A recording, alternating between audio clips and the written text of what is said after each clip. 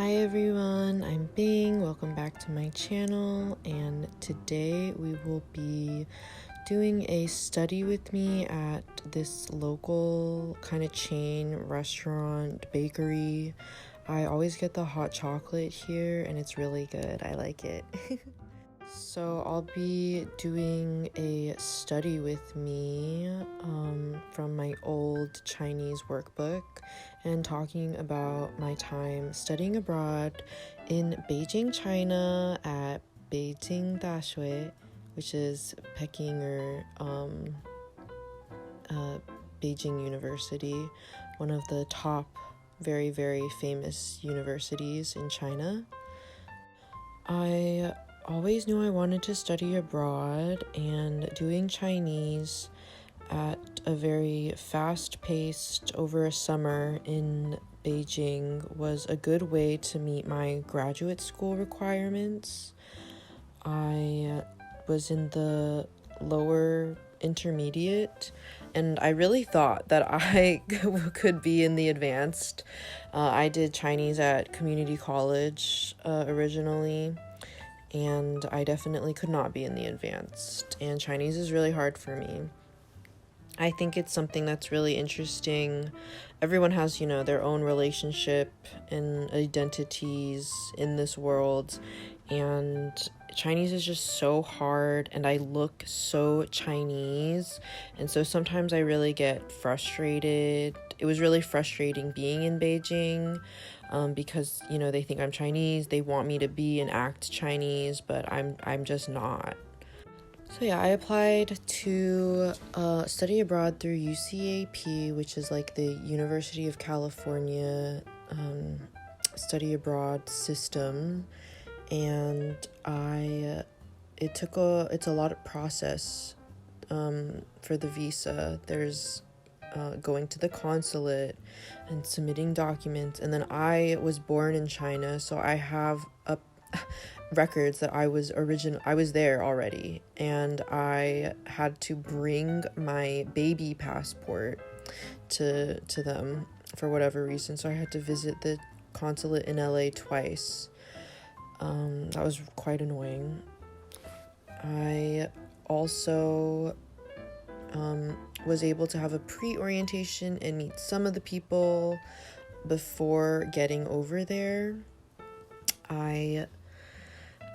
It's a long flight over there from LA to Beijing, and when we arrived with I arrived with a friend that I had met on the Facebook group that they created for the study abroad students, and we met her friend.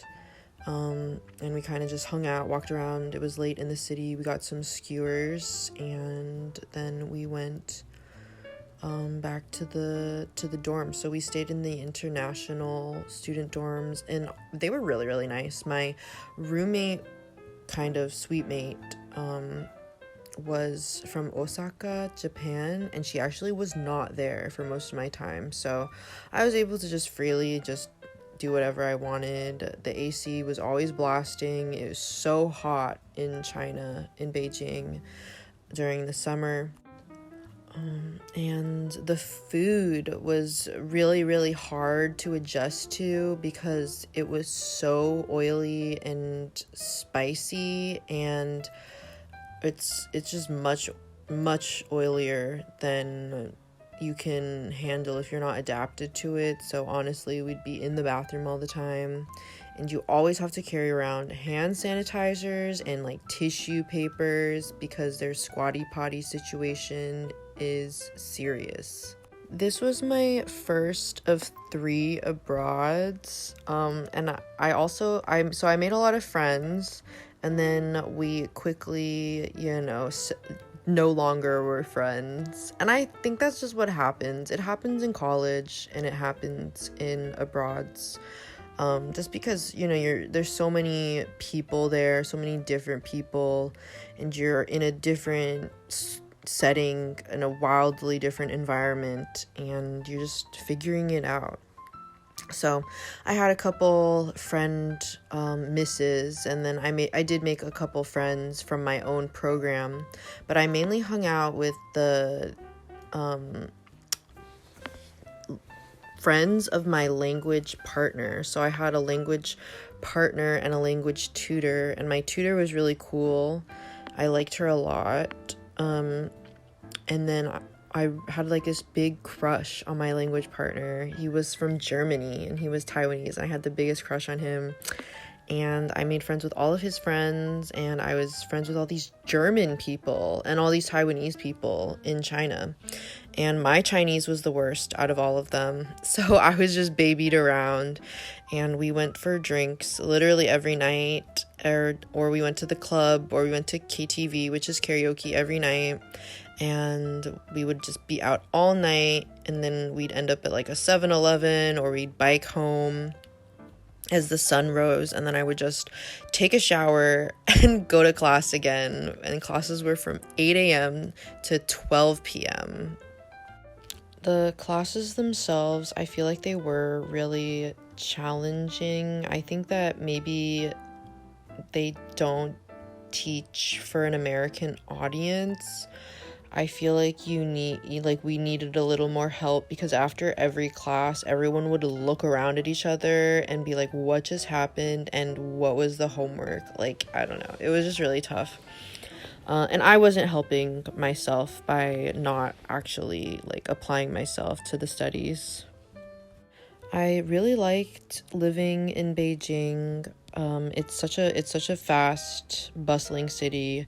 The metro really works, and I was even like pushed aside. It was kind of funny. We were doing like are you going this way? Are you going that way? But then this guy just like held my shoulders and moved me aside, which was super funny. And I also found it very, very cheap. All the food was cheap. The drinks were cheap. Club entrance was always free, for me at least. And you could always DD, which is like taxi everywhere. And that was also super inexpensive and convenient. And you can get delivery at a very cheap, affordable price very quickly.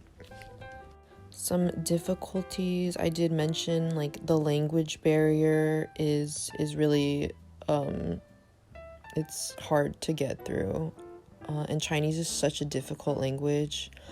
Google Translate, of course, always helps a lot, and you really need to have like Chinese phone numbers and Chinese bank accounts.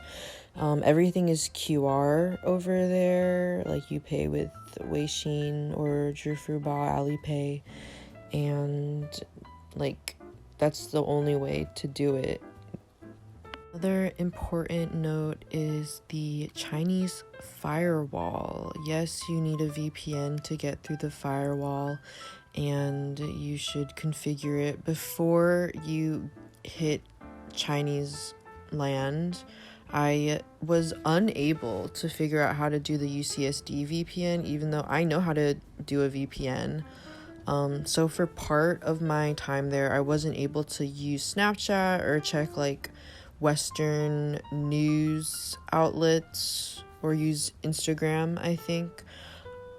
But honestly, it was really freeing. I feel like it was nice to not have to be caught up in the news cycle. It was nice to not have to worry. I feel like when you live, because I also lived in Thailand, when you live in a country that is like, you know, it's more of like one person is in charge. It's not so much of a democracy. But when it's like that, it's kind of like, okay, well, our brain can take a rest. Like, yes, there are obviously human rights violations and many scary things, but it's, you know, you don't have to hear about Trump all the time, and that was really nice. Chengde, I think it was like the summer palace, and yeah, we sang karaoke and ran through the rain with my teacher. It was really fun. After Beijing, I went to Hangzhou with some of the German girls that I befriended, and we had a really good time. It was really sweet. I loved the city. The lake is always beautiful, and it was really historical and cute, like narrow old alleyways that were full of food and shops and lights. Like, I love that. And then I was also briefly, or not briefly, but I was in Shanghai for a little bit. I did touristy things very briefly with the person I was with, and then I literally just rotted in a hotel near the airport because it was cheap. And I didn't have any money, and I was going to Japan next for my next abroad. So I literally just rotted. Reflecting on my time now, I would definitely go back to China. I would go with someone who could really, really speak Chinese. I'd go to different places. I think I feel like I did a lot. I feel like not like I have any regrets, but I feel like I would just be a little more mature about relationships, like being a bit more clear and open with communication. Okay, thank you so much for watching my little video. I hope you enjoyed, and like and subscribe and comment.